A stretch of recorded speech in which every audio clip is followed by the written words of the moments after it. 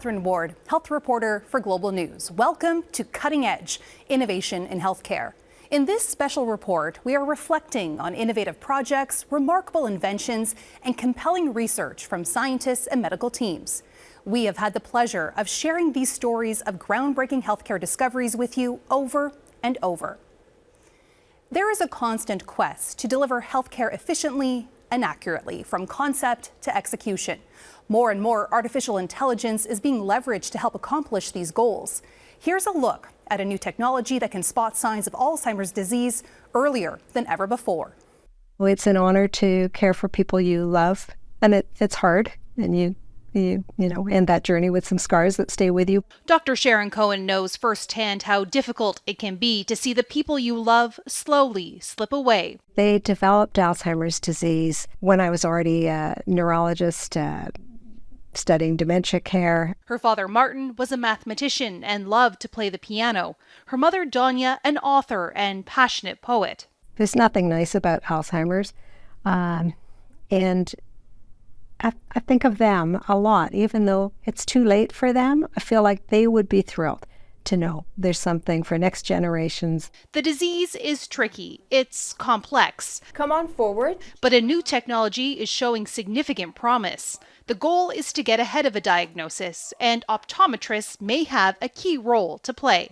My role in this has been to help screen patients, especially the patients over the age of 55 who have some kind of memory loss or memory changes. The process will be familiar to most of us, just like having your eyes checked, a flash, a few pictures, and the results are ready to be analyzed. An AI algorithm reads and analyzes the scans. The results are shared with family doctors who help patients understand them. So if we look at the back of the eye, we're able to see the front part of the brain, and we can look for these biomarkers and changes that may be occurring in the brain. The biomarker is a protein. It is the first measurable sign of the disease. So no clinician can look in the back of your eye and determine if you have the signs of Alzheimer's disease.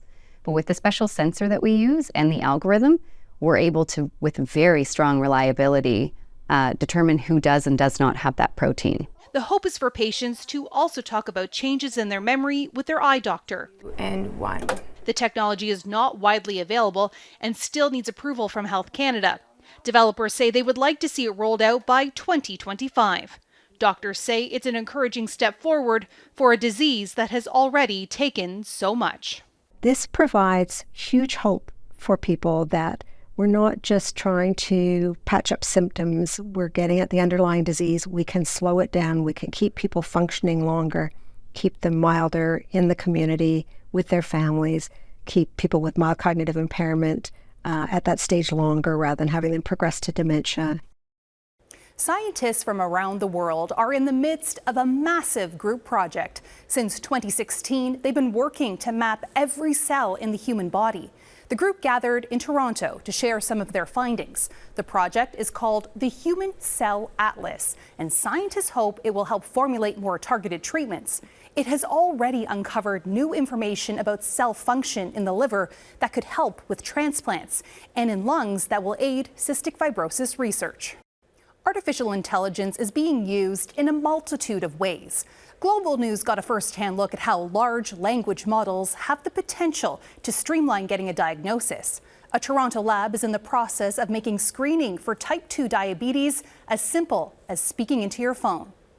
So this technology is a system that allows us to hear if somebody has diabetes or not. Essentially identify people with diabetes through their voice. That might sound far-fetched, but ClickLab's vice president explains there is science to back it up.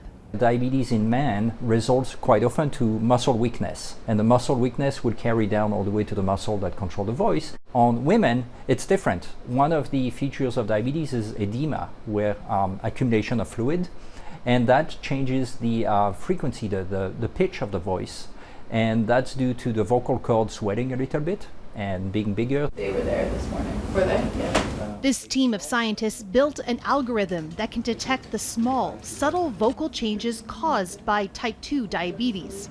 You just grab your phone, speak in your phone, and then you get a diagnostic or a screening in a few seconds. We can now extract features of the voice that are so subtle and so complex that it would have taken years or decades of computer time before, and now we can do it overnight on a laptop.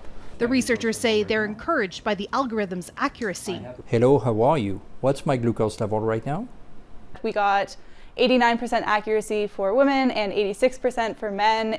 Many people unknowingly live with the condition, according to BC Diabetes Medical Director Dr. Tom Elliott. Half the people with type 2 diabetes don't realize they've got it. And that's because diabetes doesn't have any symptoms for years. Elliott says even though it's still early days, it's not a test you can rely on. The technology's potential is exciting. If people aren't going to see their family doctor, if they're not getting tests done every 5 years for screening for diabetes, which is what's recommended, then it's a whole lot better than nothing. Sometimes groundbreaking work takes time to receive the recognition it deserves. For decades, Drew Weissman and Katherine Ward knew their research was meaningful, but it wasn't obvious to everyone else when they published in 2005. In 2023, the two scientists finally won the Nobel Prize in Medicine for discoveries that led to the development of mRNA vaccines for COVID-19. I was the RNA person and Drew was an immunologist, and we educated each other. We've been thinking for years about everything that we could do with RNA, and now it's here. RNA, otherwise known as ribonucleic acid, is present in all living things and acts as a messenger, giving the body instructions on how to fight infection, called mRNA. Injecting lab-grown mRNA into the body triggers a reaction to destroy it. But these scientists figured out how to make a tiny modification to these building blocks, allowing the mRNA to slip past immune defenses. While there have been significant strides made using artificial intelligence in medicine, it's important to note some gaps still remain. Experts will often say machine learning is only as good as the information it learns from. When there are gaps in the data, the results can be skewed.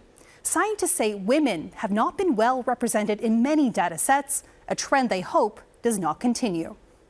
If we don't do the research, we won't have those answers. Effective medical treatments rely on good information, and that's key to developing AI models, says expert Ashley Cassavin. It's really important that that data that's being used is representative of the population. And so when it's not, it's very clear that there's different types of biases that are attributed to, in this case, women.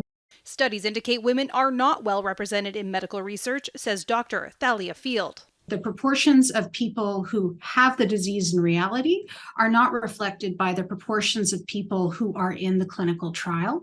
Data from the Heart and Stroke Foundation of Canada echoes this finding. According to a recent report, 2/3 of participants in clinical trials on heart disease and stroke have been men. When women are included, researchers don't always analyze the data by sex and gender. We need to account for both biological differences, which may be related to hormones and anatomy and body compositions. The paper further explains conditions that are more common or serious in women but rare in men typically get less attention. With artificial intelligence being used more widely in medicine, from trying to predict drug use outcomes or helping doctors decide if chemotherapy would be useful, having good data is critical because an algorithm can only learn from the information it's been given. If there are biases in the data that go into training the algorithm, you're going to end up with a biased algorithm. Experts say addressing this data gap is critical, so advanced tools like AI are relevant and trustworthy, regardless of a patient's gender. The ability for us to have the evidence that women are underrepresented from a data input perspective, I think will really help to advance our understanding of some of these systemic challenges, and hopefully we can work together to resolve those and have better quality data. Artificial intelligence takes on breast cancer, how machine learning is helping doctors determine the best course of treatment to save lives. The incredible story and much more still ahead on Cutting Edge.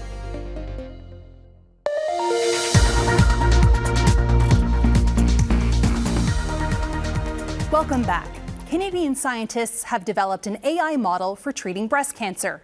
It's capable of predicting the best way to treat patients in ways previous technology could not. Take a look. It feels like something out of a dream in terms of the impact I've been able to make. Amy Tai always knew she wanted to help cancer patients. Her AI model is exceeding expectations just a year into its development. The AI looks at a new type of MRI scan in breast cancer patients, which is really tailored at capturing details and properties of cancer in a way that previous MRI systems cannot capture. The model then works to determine if chemotherapy would be helpful prior to surgery. One example after another, the AI learns and builds its knowledge. It's able to really understand and then be able to predict whether a particular patient, based on this MRI data, is likely to benefit from a certain type of chemotherapy. The tool was able to identify and predict which patients would benefit from chemotherapy with over 87% accuracy when it reviewed a group of more than 250 patients in the United States. A big help for doctors who have traditionally read those scans. AI is always there as a complementary tool or assistant to a doctor to help them make better decisions so they're able to treat more patients as well as give them a better quality level of care. And patients navigating treatment options. So patients, especially cancer patients, have very limited time and they want to make sure that they have the best possible treatment because there's that opportunity cost if you choose one type of treatment, that you lose the time and the resources to do another type of treatment. Tai hopes this is only the beginning. So next steps would be like expanding both in terms of breadth and depth, so going to other cancer domains potentially, and then focusing more on the breast cancer in terms of how we can leverage it for other types of treatments, other types of predictive cases. Dementia affects more women than men, and while people may think there isn't much to be done to prevent the disease, experts from a nonprofit focusing on women's brain health here in Canada would disagree, and they have an app for that. BrainFit helps women focus on setting goals and making choices.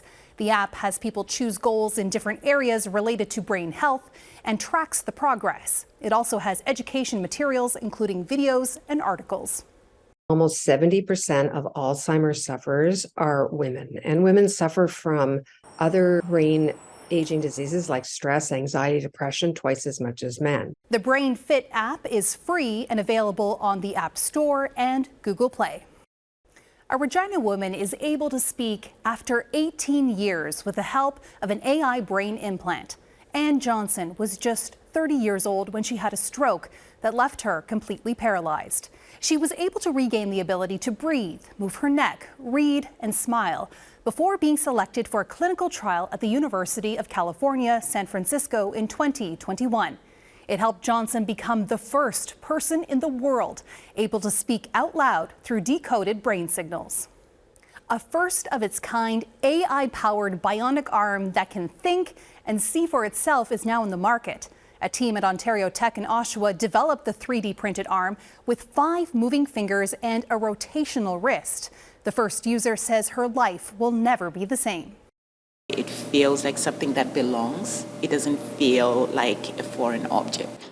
The creators say it's a more affordable, functional option that can fill gaps in the prosthetic industry. Getting the inside scoop on AI at one of the country's major hospital networks. We go inside the Toronto General Hospital and see how doctors and computer scientists are working together to shape new possibilities for the future.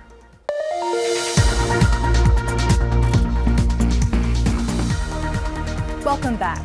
Toronto's University Health Network signaled how entwined medicine and AI have become when it appointed Bo Wang its chief artificial intelligence scientist. I had the chance to speak with Mr. Wang and Dr. Shaf Khashoggi, a world-renowned thoracic surgeon with a history of breakthroughs and discoveries in lung transplantation. We explored how AI is changing medicine and what excites them for the future.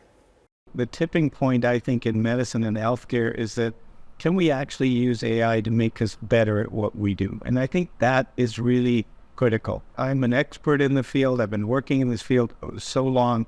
And now I've seen that with AI tools, we can actually do what we do better. Dr. Wang, can you tell me a little bit about what it has been like to take on this role as the chief AI scientist here at UHN?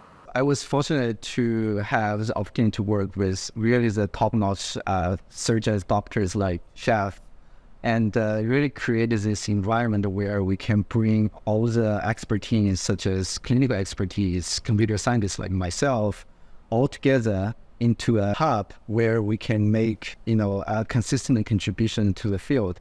Can you tell me a little bit more about how machine learning is being put into practice here at the University Health Network? We are the world leaders in lung transplantation.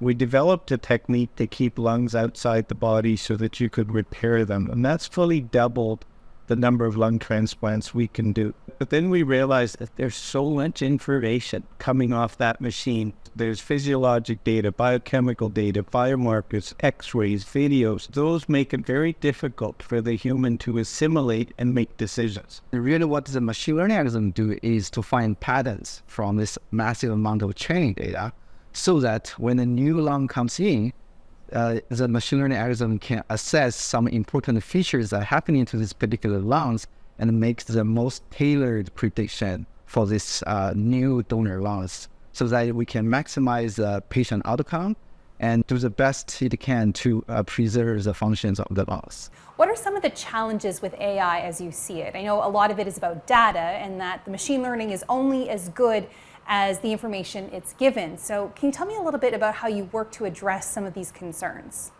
Yeah, you raise a very good point, is that data is essential for training a good machine learning model. It's always true that garbage in, garbage out. Therefore, it's really important for us to curate a high quality data set. And specifically, we also have to consider the representations of this training data, right? We don't want the model to be biased towards certain groups of populations. And this is where I see Toronto can be really the world leaders in healthcare with AI, because Toronto is probably the city with most diverse populations. We speak 300 different languages. The reason I'm very excited about this new position is that it can enable me to really look at a very diverse, heterogeneous population, patient data sets, and make the most unbiased machine learning algorithm to benefit patient care. I think it is that delicate balance between patient privacy and data and the ability to work on it. So certainly inside our umbrella, we have the safeguards for that. But if we really want to use partners and be able to analyze data, we're going to have to sacrifice some of that. And, you know, patients will tell you, I don't care that someone knows my blood pressure or whatever. They would rather know that you can more accurately decide what pill they should be on, or whether they're having a side effect, or what's the best lung for them to get. And this is where public perception and opinion is going to be important, to say that, you know what, in order to harness the power safely and responsibly of AI, we're going to need data. The moving pace for AI in healthcare is just incredible.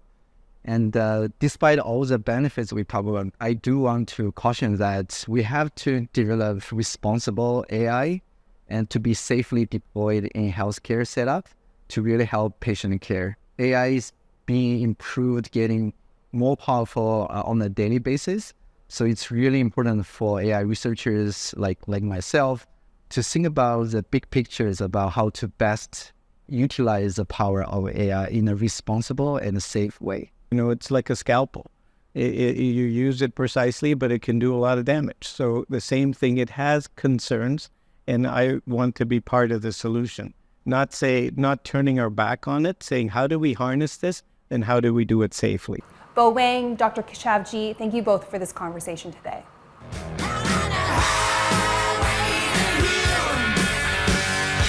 Coming up on Cutting Edge, we're taking you down the highway to heal. How AI is pumping up surgical procedures next.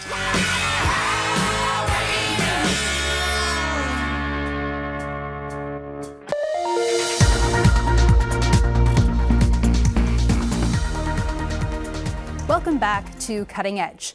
Music can help you decompress after work or pump up a concert crowd. It's also an asset in the operating room. Surgeons are known to play background music during their procedures, and studies show it helps. Now a company has mixed that with the power of AI.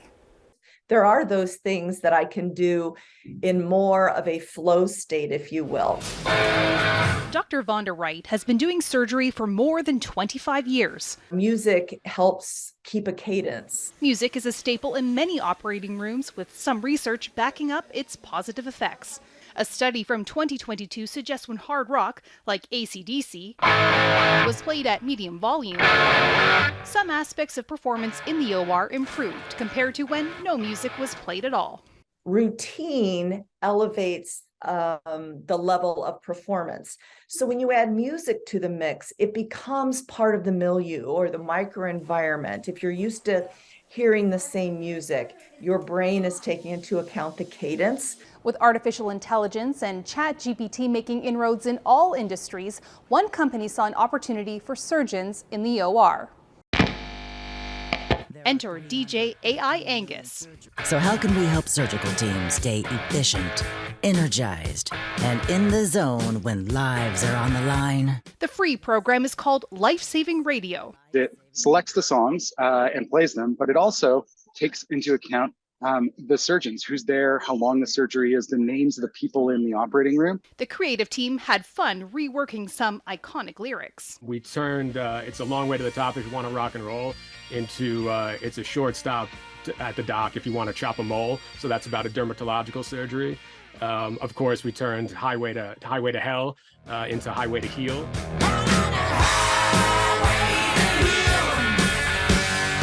Doctors say they welcome the tool, but want to be clear, their surgical outcomes are not dependent on the DJ. No one should forget, in the midst of all technologies, whether it's surgical, whether it's AI, whether it's a new radio station, that our promise and our goal is to take better care of people.